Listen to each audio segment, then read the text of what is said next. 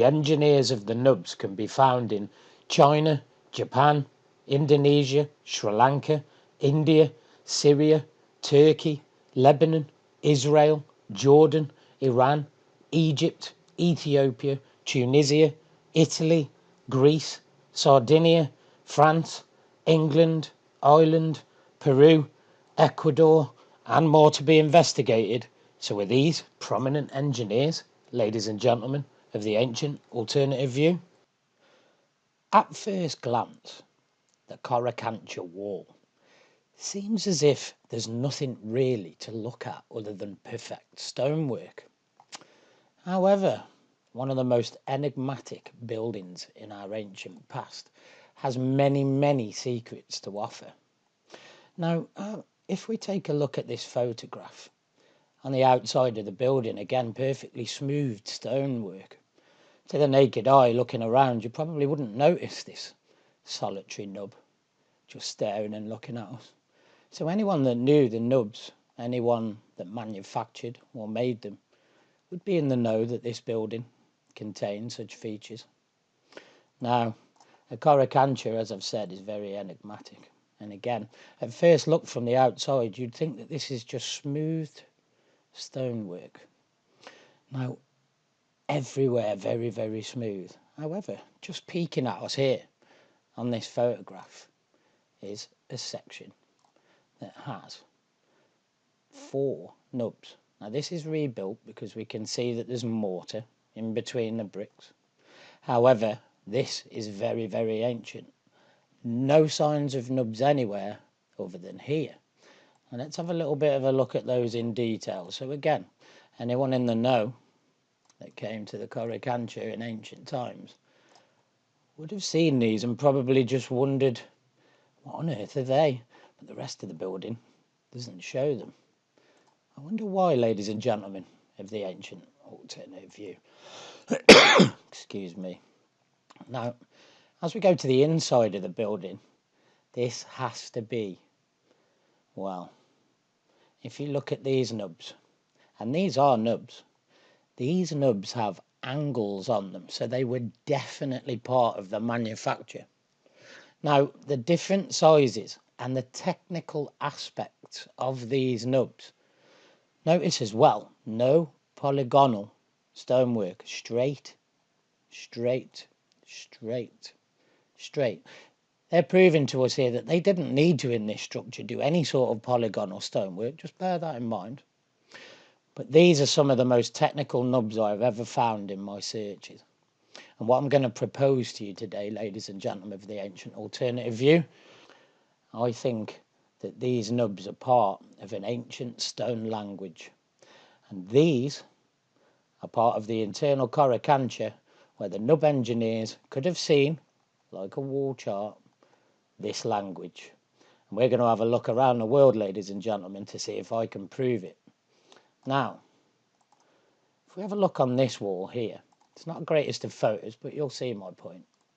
It looks on this side like there's no nubs at all, none, perfectly smooth stonework, apart from maybe here.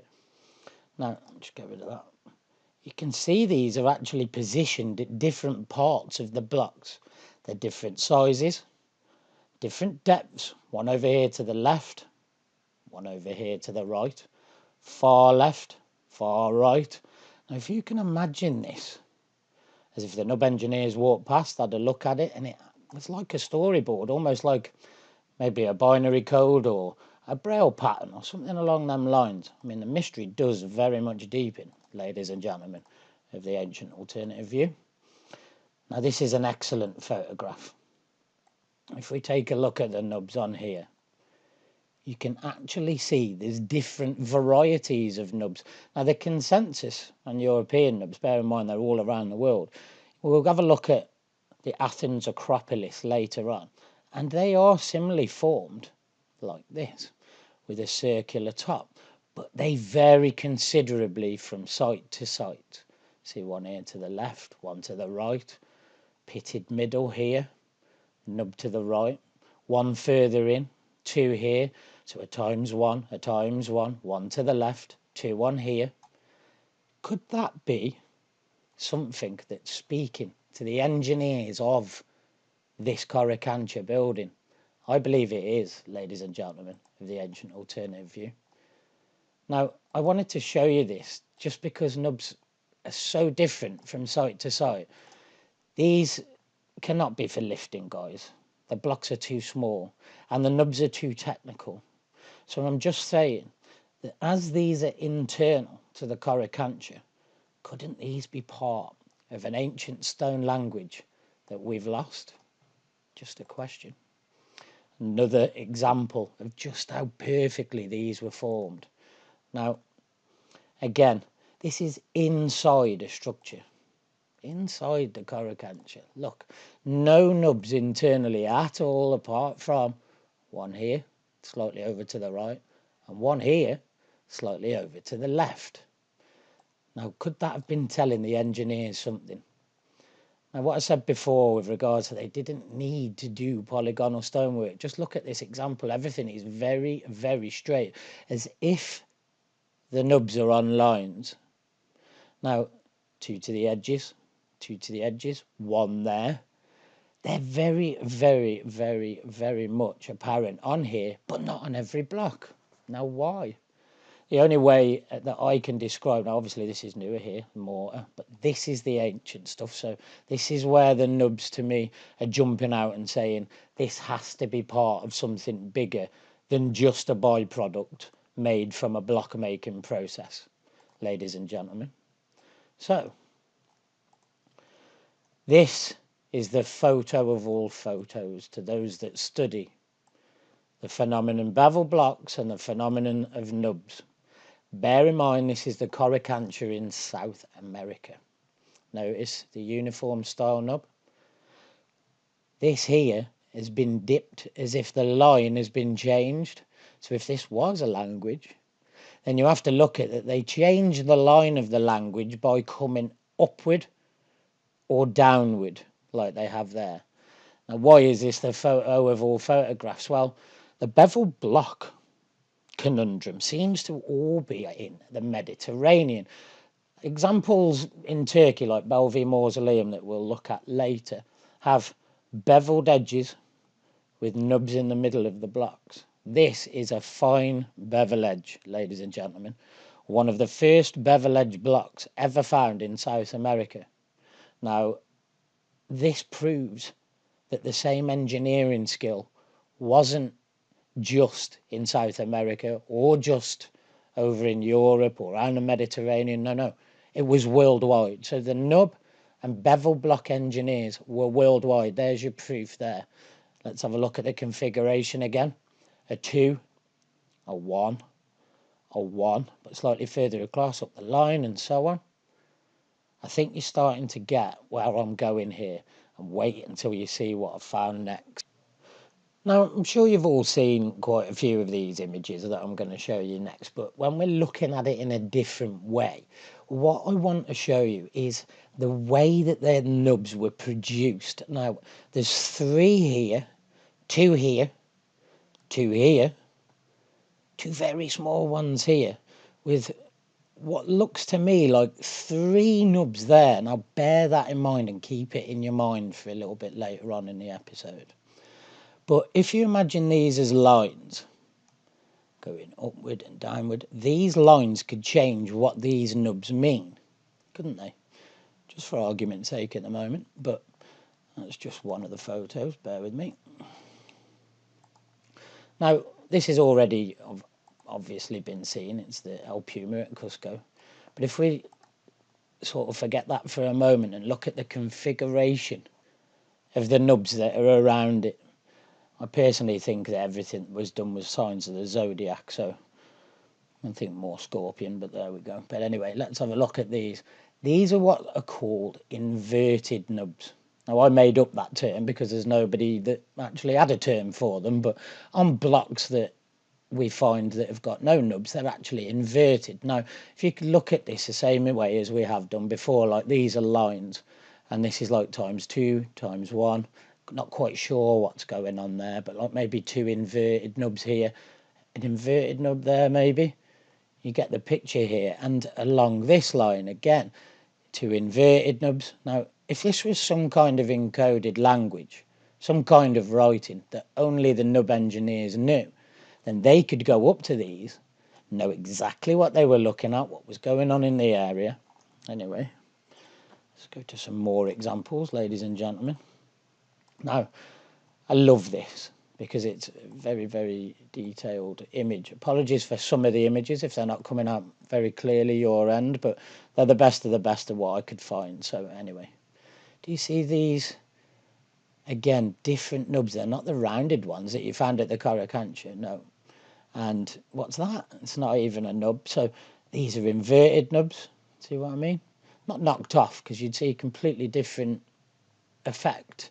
One nub there. Why not on all of these? Why not on all of them? Why on just a sporadic few of them? But anyway. If we take a look at the configuration of these nubs. These are massive blocks, by the way. And look how different they actually are. Now, if this was on a line and this was a language, and these were going up on a line like this, and only the nub engineers knew what they meant. Again, remember that these are thousands and thousands of years old and would have been more refined. So the language on these sites could have been a lot more clear back in our ancient past. Bear with me. Now, again here, these lines. See how the polygonal stonework changes to accommodate where the actual nubs are? Now, in my eyes, that's lines, and it's set almost like we were doing musical notes. I'm not saying they're tunes by any respect, but I do believe that there was some sort of communication for our ancients, and we're going to have a look. If you imagine, look at these nubs here, how different that they are. It's in the middle of a doorway, almost saying this is the middle of the doorway, this is the main way through the entrance. Now, again, if I bring you to the side view here, what would be the point in having these ones down here? There wouldn't be any. These blocks are so big if they were lifting bosses that they would break. They just simply snap off. They're, you know, hundreds of tons. So for me, this is a front view of what people would have seen with regards to the language. If you want to have a closer look, then there you go. These nubs side on it. I know it's distorted a little bit, but they're very different from each other. So maybe the indentations, the inverted, where they're placed on the block, where they're placed on the line, could have been very, very important to the letter or wording or number that they were trying to get to. Now, what I meant by inverted nubs is where the nub itself has actually gone into itself.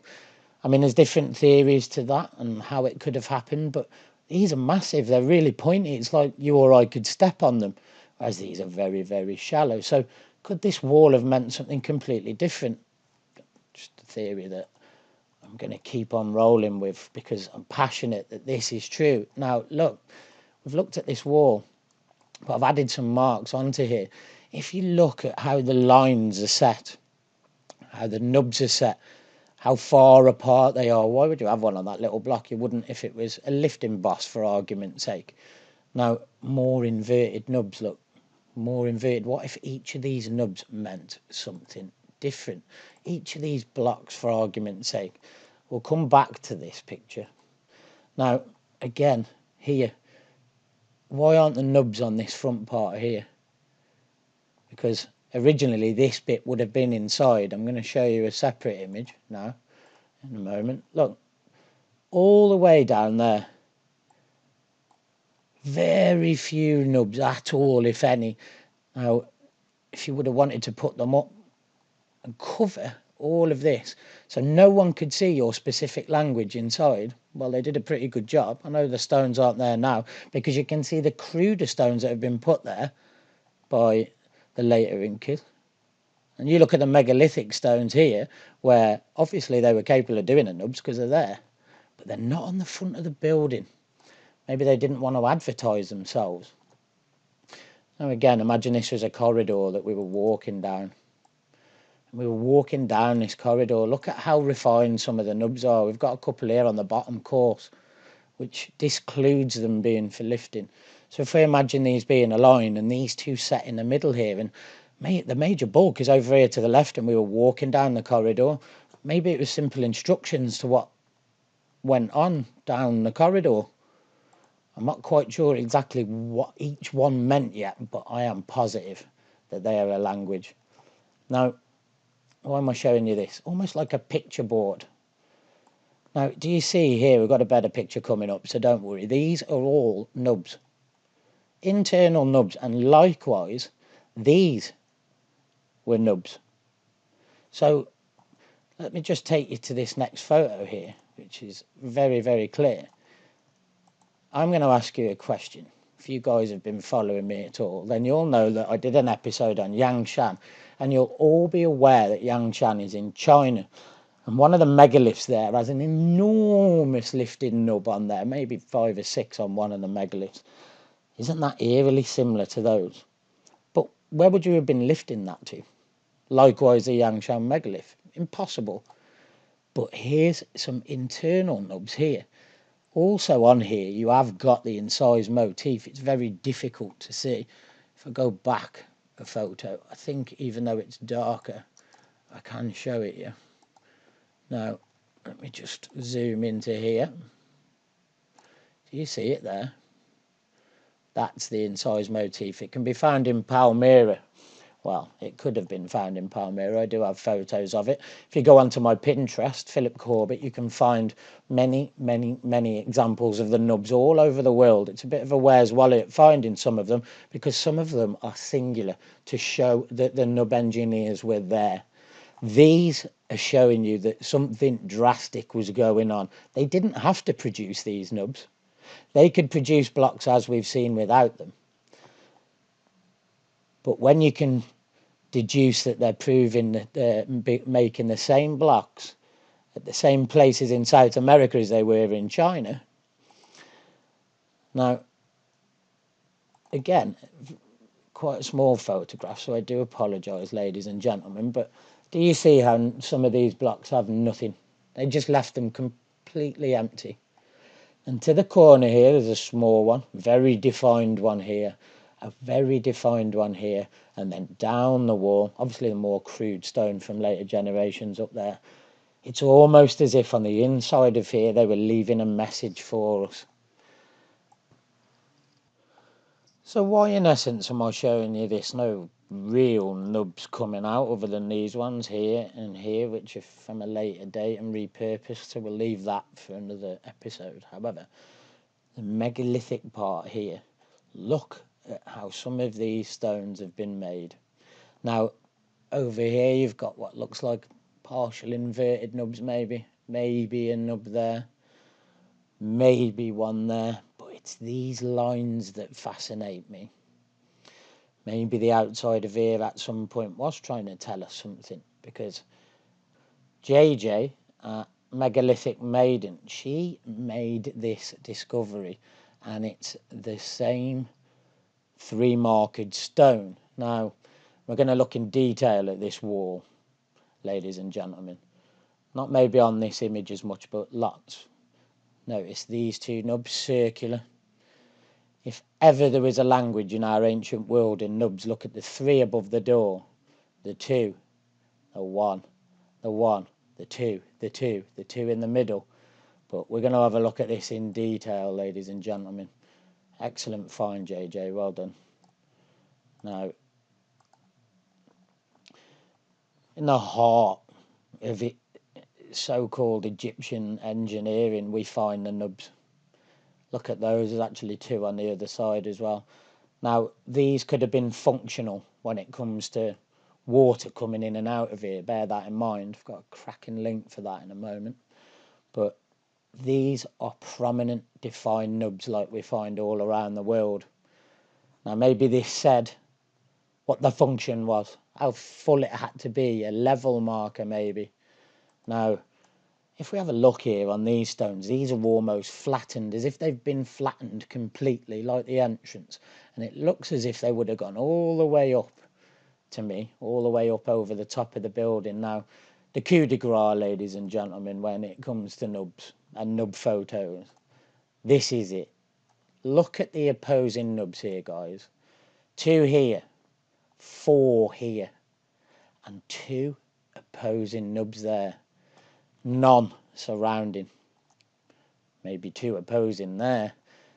This is unbelievable. If this is a language and this went all the way up the pyramid, no wonder the casing stones were removed by later generations that didn't want the language deciphered. But why on earth would those have been put in that configuration, guys? They simply wouldn't unless they meant something. Now, what I'm going to do is zoom into this photograph here and show you just how easily they could smooth the entrance stones here. And if we look back a bit as well, look at this here. I mean, a couple of colleagues of mine have thought this may be an animal, huge nub coming out of the stone. Do you see the size of the little girl here? Look at the size of those nubs in comparison to her. If these are a byproduct of the making of the blocks, which I believe that they are, then these were done on purpose, because there's none on these. Sets of two, or one. What could have been two. The opposed nubs here, guys, the 3, the 2, the 1. I mean, really, this is jumping out at me massively that it is a language. Now, let's have a little bit of a look and a zoom into 2 of the nubs. Now, these are rounded just like what we saw. These are the massive nubs that the little girl was by. They're huge. Look at them. Now, these are part of the rock. They're actually part of the stone. You can see it here. You can see that this is part of the stone. They didn't have to do them. They could manufacture these blocks without them. The front of the Menkaure pyramid shows us that. So I am 100% convinced that this was a language. Again, signs on these blocks of nubs. 2, a 2, a 1. We saw this in South America, this exact same effect. The bevel blocks were down there, which we can also find in Egypt, guys. This is physical evidence in stone that proves the nub engineers were up to something, whether it be my theory of an ancient forgotten language, whether or not, or how they were made, whether they were a byproduct. This is proof these guys could produce them at will. And if they weren't something, why did they produce them? Now, this is another angle of probably the craziest set of alternate nubs I've seen. I've researched these and asked so many people why they are there. A 2, a 4, and an opposing 2. If that is not a language, ladies and gentlemen of the ancient alternative view, I do not know what is. Now, bear in mind, this would have covered the Menkaure pyramid. All these stones have been taken away or lost or whatever, but that was the casing stone. This language would have covered the casing stones, well, the Menkaure pyramid, ladies and gentlemen. More examples here. More examples of how the stones themselves have nubs on, ones above do not. So they would if they were for lifting, just for argument's sake. But do you see how they're so different? They're so different and then smoothed. How did they do that unless it was heated? Were they just built as different blocks? Or were these meant to say something completely different? This is my favourite photo on the Egyptian Menkaure pyramid. It's almost like a storyboard of the nubs. This has to be a language. A 2, a 2, a 3, a 2 may be inverted, 1 in the middle here. There's blocks with none on, ladies and gents. Blocks with 1s on, blocks with none on.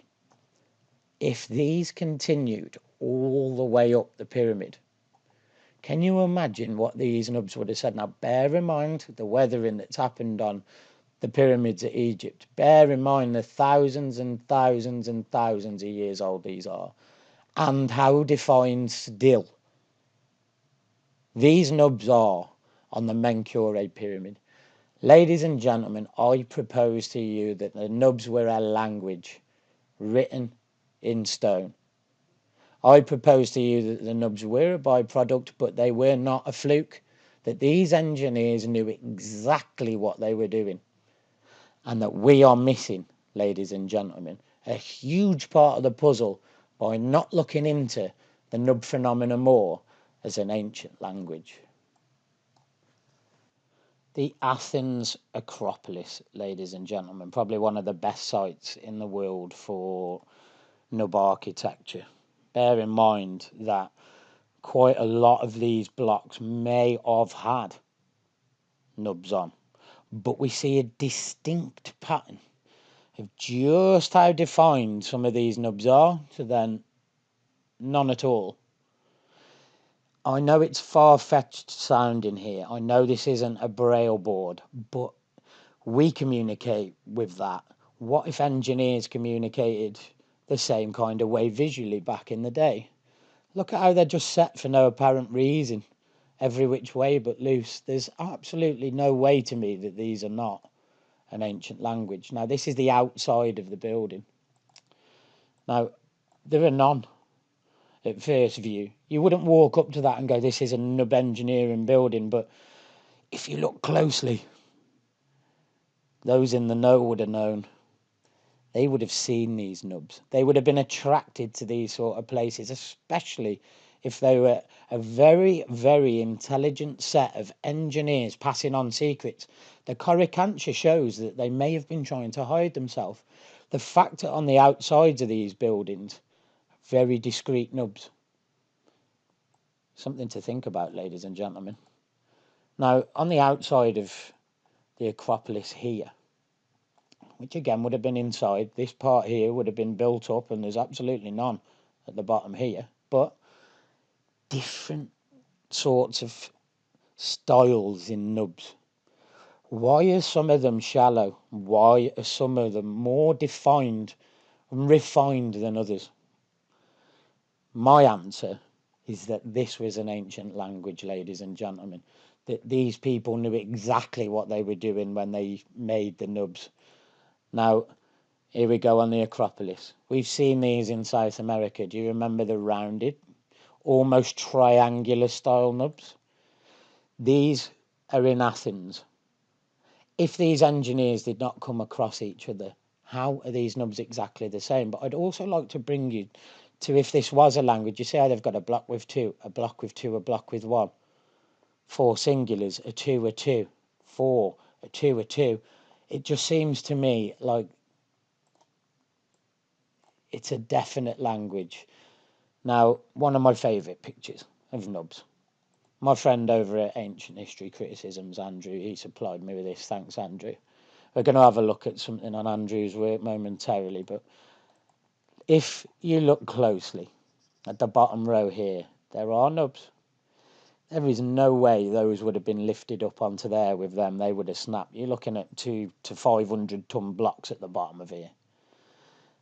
Admittedly, these are quite uniform. However, if you look closely, apologies for the loss of maybe some of the clarity here, but some are more refined than others. Some don't have them. Some are up here that don't have them. If they were for lifting that high, surely they would be there. This could be an ancient language staring us, ladies and gentlemen, right in the face. Now, it's thanks to very good researchers like Andrew at Ancient History Criticisms, Dave at Uchronia Utopia, Ziggy Dan, Shermanator, Bennett, Uncharted X, people that have taken fantastic photos of this phenomena that are allowing us to study not only the nubs, but the bevel blocks now as a worldwide engineering phenomenon, because that's what it is, ladies and gentlemen, of the ancient alternative view. Now, is this a language? It's down to you to decide, ladies and gentlemen. Now, my friend over at Ancient History Criticisms, Andrew, he is one of the best nub independent researchers on the planet, and he's excellent at finding these. Now, he's probably got one of the major finds in the ancient world on the nubs, and that was found in the Assyrian. Now, I'm just going to play this forward ever so slightly and just pause it here. Now, he's kindly given me access to his videos for usage. Now, this in the Assyrian is a water level, and it would have actually been above the nubs. So only at certain points would we have ever seen these. Now, there's another channel, a good friend of mine, called LA. Now, LAH, over the last 2 episodes that they've released, bar their New Year's episode, have been doing a canal system in Kapsnipka. Now, these canal systems are eerily similar to the Assyrian in the respect that these nubs may well have been water level markers and could well have been underwater at specific points in time, but they're directly related. I mean, bear with this 2 seconds.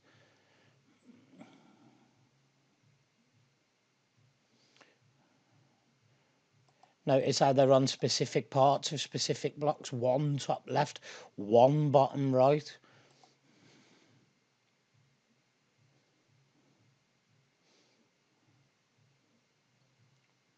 Bear with me, ladies and gentlemen. I do have a close-up of a nub here coming up that I want you to see. Now, do you see this? These are some of the main researchers in the world on the physical evidence. Andrew at Ancient History Criticisms is one of the best nub finders in the world. We, as a team, along with all the other ancient researchers that I've mentioned, Dave Bubcat as well, if I haven't mentioned anyone, I do apologise. Michael over at Lost History, he's aware of this. Anyone that follows me on Twitter is aware that I put a lot of hours into the nub research. Now, these engineers were prominent, let's put that this way. These engineers were all over the world. Now, I'd like you to make your own decisions on what you think today about, well, I think some of the sites that we've looked at, ladies and gentlemen. Now, Bellevue Mausoleum, bevel edge blocks with the nubs in the middle, similar nubs at the bottom. They were in different positions, ladies and gentlemen. Look at this. I mean, you've got a 2, a 2, a 2, and a 1. I could go on all day about these at Bellevue Mausoleum. It's similar to the Menkaure pyramid in the fact that it all would have been cased in these stones. See the rounded that we've looked at today, the square protrusion. All could be different variables to a specific language that we are missing. And I propose that, ladies and gentlemen of the ancient alternative view, that the nub and the bevel blocks are its own language to its own engineers, to its own special set of engineers that were all over our world today. I'd like to say thank you for watching. For the first year, I started in January the 1st last year, and we're back at January the 1st tomorrow. I hope you had a lovely holiday, and I wish you all the best for the new year. And thank you very much indeed for watching.